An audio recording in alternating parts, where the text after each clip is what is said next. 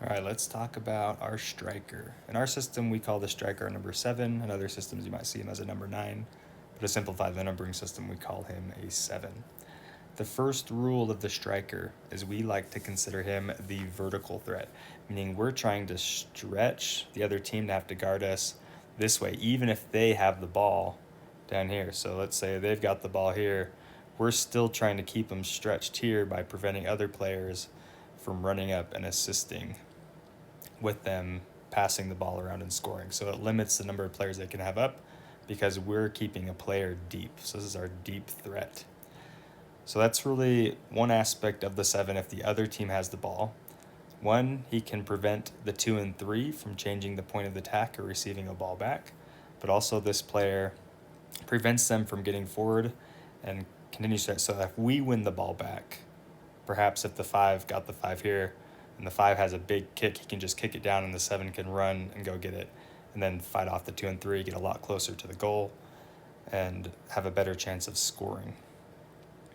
Which is also good for when we're doing a build out, right? So if the goalie has the ball here, and if we have a good goalie who has a big kick, there might be 2 or 3 kids on our team who might be able to kick it the 20 yards down there that we'd want to do.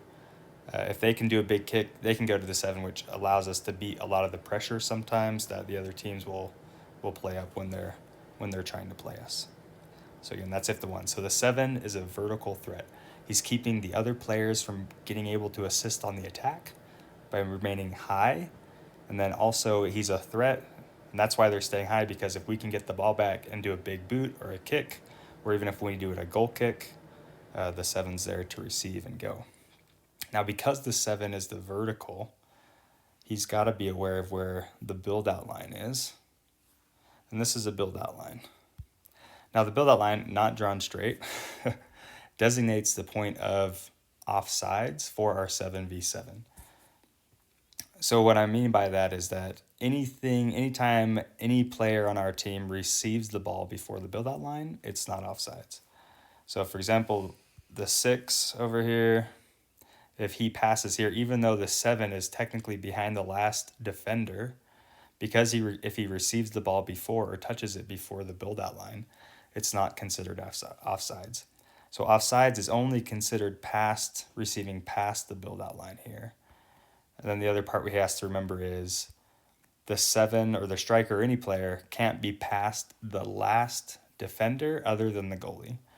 So here, if the 6 had the ball here, the 7 would technically be in the offsides realms, meaning that if the 6 passes the ball and the 7 is the first person to touch it, because he started behind the last defender and he touched the ball first, he'd be offsides. If for some reason the 6 passes it and the 3 got it, it bounced around and somehow made it over to the 7, that would not technically be offsides because when the ball was played, he was not the first one to touch that ball.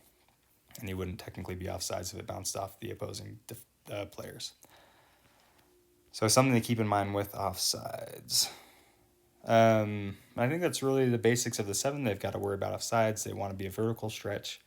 I think key characteristics, the 7 ideally is super strong, super confident with the ball, wants to go and score, is great 1v1 taking players on, and then obviously the 7 needs good players to pass them the ball. All right, that's the 7.